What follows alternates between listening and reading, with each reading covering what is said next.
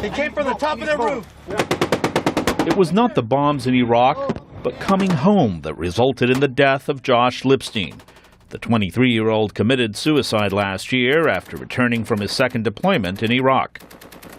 His father, Don Lipstein, says Josh struggled with drug abuse and did not want to open up to military therapists for fear of ruining his reputation. But there's got to be a way for them to release that toughness after they come back from tour duty.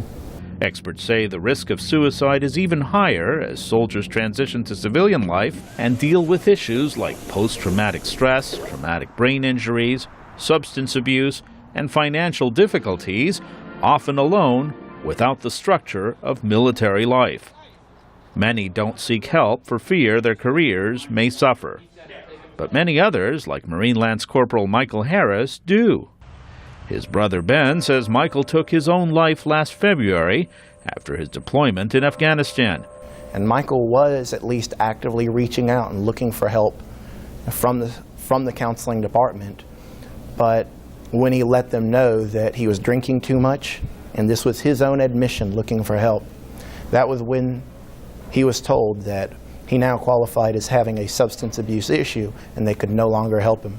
You'd be open to talking to the chaplain about this. The military started suicide prevention training years ago, but advocates say a rigidly structured system of categorizing patients is failing to take responsibility for at-risk individuals who reach out.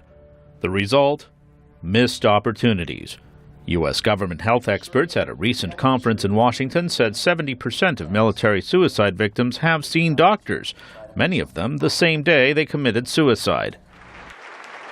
Leon Panetta says the suicide issue is perhaps the most frustrating challenge he has faced as Secretary of Defense. There are, as I've said, no easy answers to the problem and the challenge of suicide. But that is no damn reason for not finding the answers to the problem of suicide. Don Lipstein will never get his son back, but joining an advocacy group, speaking out and raising awareness are helping him turn tragedy into something positive. This is a start by being able to sit in front of however many people there were today and tell the story and hopefully save a life.